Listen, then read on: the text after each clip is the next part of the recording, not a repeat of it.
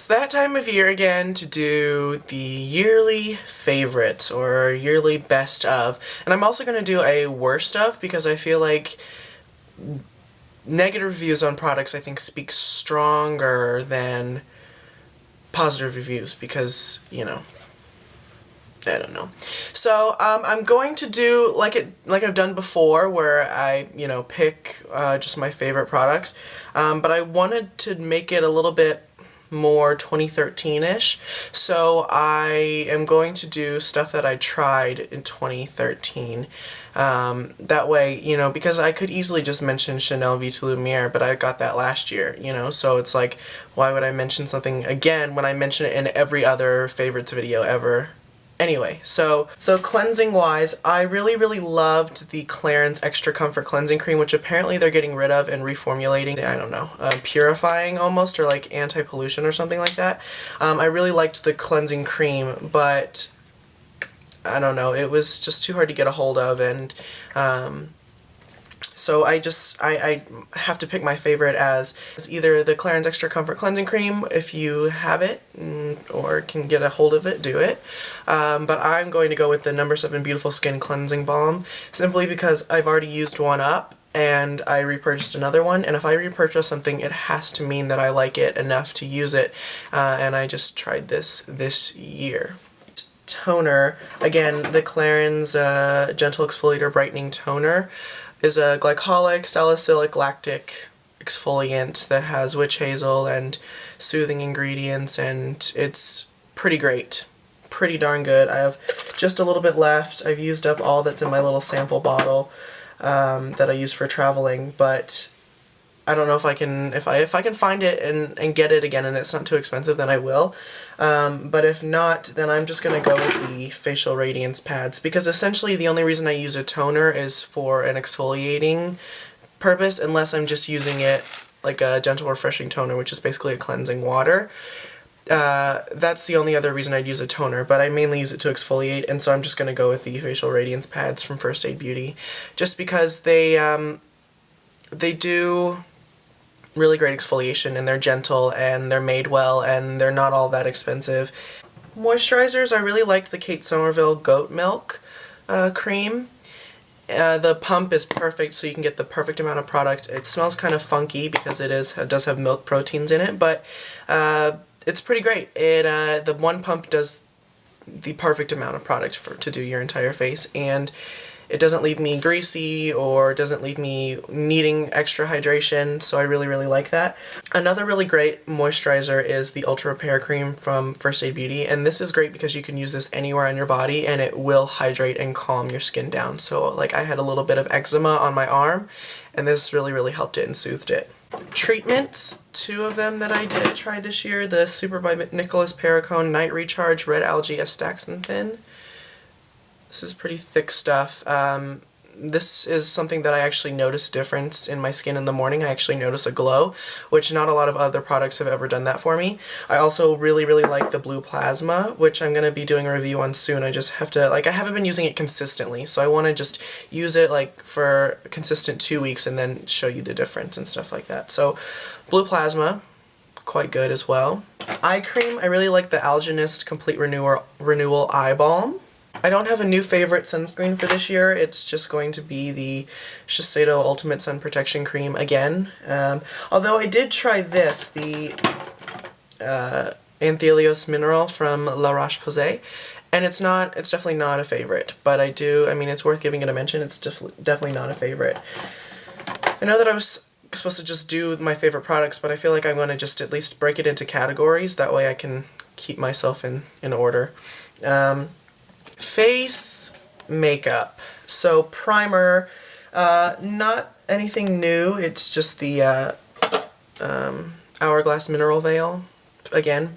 So I just exchanged the shade from BD40 to BD50 because this is just a better match, and I am better off with darker shades. A shade that's a little bit darker, because this my neck is usually darker, and I like usually tan my chest and stuff. So I needed something that was just going to be a little bit darker because BD40 was just far too light and it just looked weird. For some reason when I use a darker shade of foundation on my face, it looks more normal with my neck. Even if my neck is a little bit lighter, it looks a little bit more normal. It's very, very weird. Also, Armani Luminous Silk in 5.75. The only thing about this is it doesn't go very far. Same with the Le Teint Touche Éclat. These don't have as much silicone, as much slip in them as other foundations. The finish is beautiful and they look great on the skin, but I don't feel like they have enough slip to them as other foundations do. Of mega importance to mention the Hourglass Ambient Lighting Powder in Mood Light, which is a nice pink. I use this to set my makeup when I want it to not look flat but still be set, and the pink kind of helps any golden undertones from becoming too intense on my skin. I really want to try Dim Light as well, but I just haven't gotten around to getting it. These are fairly pricey, and powder is not something I wear all the time. I will wear liquid foundation, but I don't always wear powder with it. But this is definitely a powder I feel like is worth investing in, and I would proudly do so yet again to get another shade, just to kind of expand the effect that I can get out of these different kinds of powders that they produce. Even though I got it, I tried it before, I didn't repurchase it again until this year, and that is the Laura Mercier Secret Camouflage Concealer, just because this will cover everything. You just have to be kind of patient and work with it. Something worth mentioning is the DiorBronze in Honey Matte 002, because it's a matte bronzer that isn't super fair. I find that it's a little bit too kind of pinkish toned for my personal liking, but I do really like this to kind of warm my complexion up when I don't want a shimmery bronzer and when I'm not super dark for the summertime. So it's definitely worth mentioning, and I got a great deal on it at All Cosmetics Wholesale. So I don't know, when it comes to other things, like the blush that I've been using again this year is the MAC Desert Rose. The highlighter I've been using, Becca Shimmering Skin Perfector, which I purchased last year, and then Dior Amber Bronze, or Amber Diamond, which I used 2 years ago. That kind of stuff doesn't change. It takes a lot for me to really want to make the transition over. So that's that. Eye products. I purchased this, was it last year or this year? And God Created the Woman palette from NARS, because I feel like it just has a lot of really great neutral options in it. This is what the Naked palette should have been, in my opinion.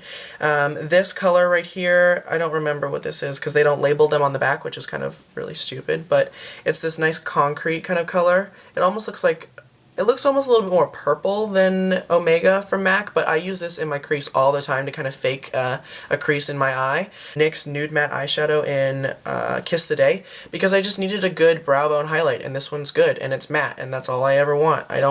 All my other ones seem to break on me. I don't know how, and I don't know why, but they do. So I'm just going to deal with that. Ooh, eyeshadows that I purchased this year. New York from NARS. A beautiful, dark, kind of dusty plum, a dusty rosy plum. Looks beautiful. I love doing like red smoky eyes. It's my favorite, especially when you look like you have a disease. Love it.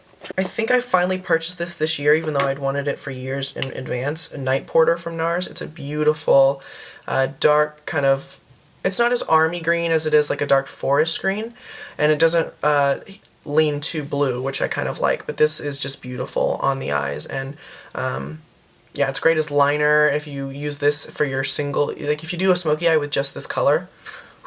Yep. NARS Pro Prime Smudge Proof. I had samples of this before, so it's kind of cheating, but I feel like it's worth mentioning that this is the only primer that I use, because it's the only one I feel like actually helps my eyeshadows go on easier and stay. That's the important thing for me, because I have pretty oily eyelids. Eyebrow pencil of the year is Anastasia Beverly Hills Brow Wiz in Ebony, because this is a brow pencil that, oh, God forbid, if you have dark brows, that they're not like chocolate brown, not warm toned. It's a nice ashy, very cool gray brown, almost black, which I like, which is like perfect for my hair color, because if you have naturally dark hair, your eyebrows are not red. Nobody's eyebrows are red. Even if you're a redhead, your eyebrows are ashy toned.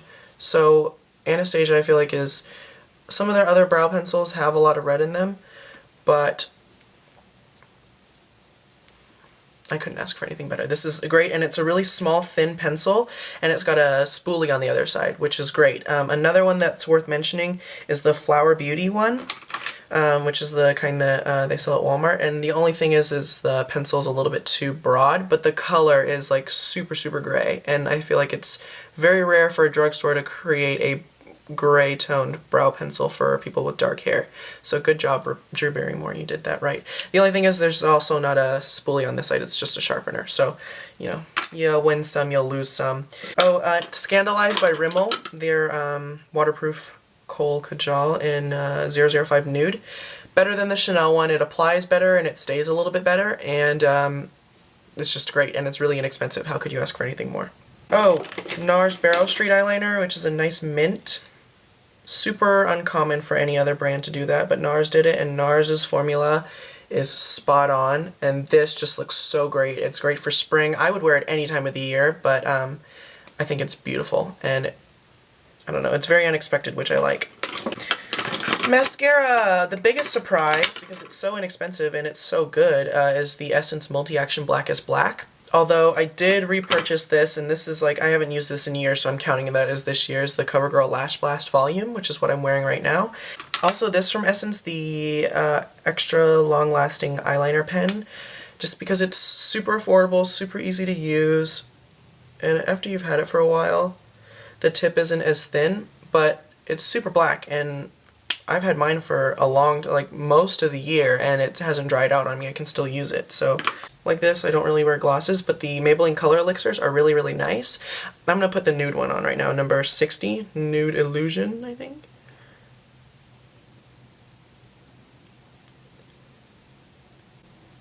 I don't know, when I think nude lips, I always think like a neutral color that looks good with my skin tone that's basically my natural lip color. That to me is a nude lip. I don't like to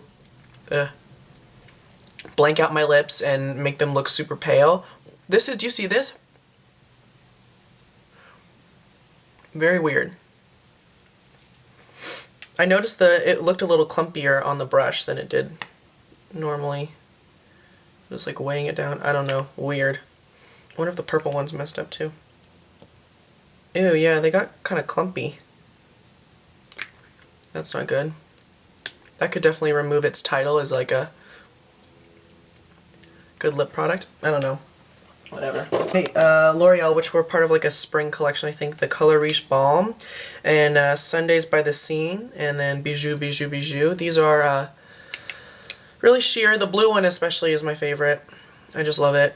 It doesn't look blue on the lips, but it kind of it's like a clear blue gloss, which I really like, and it makes your teeth look whiter, and it was limited edition, so I bought it back up. Ew. This is really gross. I don't like that. Yeah, these are good. I really like them. They're sheer, they're kind of pointless, but I like them. Makeup Forever Aqua Lip Pencil in 1C, because it's a perfect nude, neutral lip liner that I can wear every single day just to kind of shape my lips and make them look as full as possible but while it still looks natural. Oh, Bioderma, I have to give it a shout out. I really liked the Almay waterproof, sensitive, whatever eye makeup remover, which they recently reformulated and repackaged, I think, or just repackaged. But this is just the king.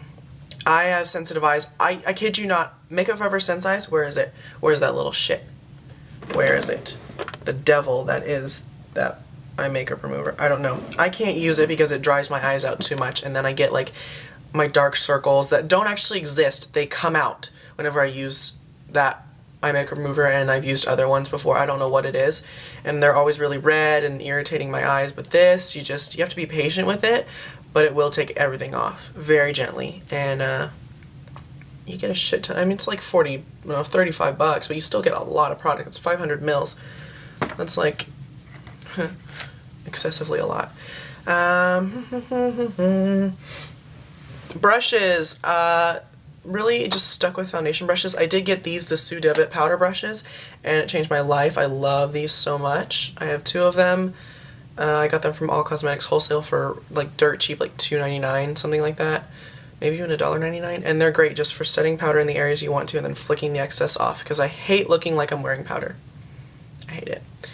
Simply Simmons brushes, number 2, the Filbert, is great for eyeliner. I think it's a lot easier to use than a regular, like, super thin eyeliner brush like this.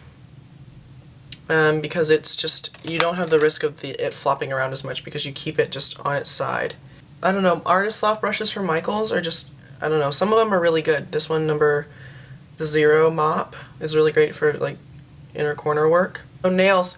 I love Butter London formulas, or at least these two that I have. And they're, even though they're kind of expensive, they are some of the most affordable for the price per ounce, which I like. But my favorite formula of the year goes to Obsessive Compulsive Cosmetics, and I plan on getting more. I have 4 of them in the new packaging and the old packaging. I have Pond, which is this blue, Inky, which is the black, Swamp Thing, which is this olive green, and then this Inky, which is like a dark pen ink blue. And these just apply themselves. They are so smooth.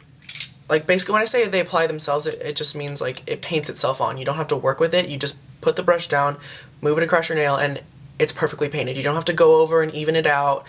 And they're super shiny, super glossy, and I dig them a lot. And they're the most affordable, next to the Balm. The Balm and the OCC are the same price, but price per ounce, cheapest, because you get the most product for the least amount of money out of all the luxury ones. And they have a great, really interesting shade range. Someone like me who likes more interesting shades like this, which is hideous, they have a lot of kind of interesting colors like that.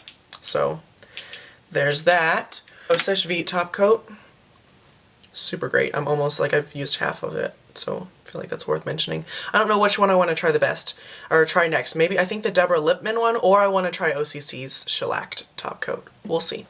But this is super glossy and it dries fast and yeah. Oh, I don't have it right here, but I will just insert a pic. I'll take a picture and insert it. But the Soap and Glory Righteous Body Butter Lotion. Oh my god, how can I forget? The Body Shop Honey Collection. I like the Eau de Toilette and the lip balm and the body wash. The body butter's not all that great, but I have to mention that whole collection. I just love it so much. Also, fragrances. Marc Jacobs Honey. I'm just going to insert pictures this because I don't want to go up and grab them. Tom Ford Black Orchid. Thierry Mugler, I think is how the Google Translate says it. Alien. And as well as, no, those are my favorite. Those have been my favorites. Oh, Thierry Mugler, Amen, which smells like caramel. It's really great. And anything else? Yeah, I think that is it. If I forget anything, I'll just add it and like type it in the end of this video because I'm really lazy and I don't want to go get them. But I'm about to film my worst of 2012 or 2013, so that should be fun. So if you're feeling cynical, you can watch that with me. So, yeah, I will see you guys in that video. Thanks for watching this one. Bye.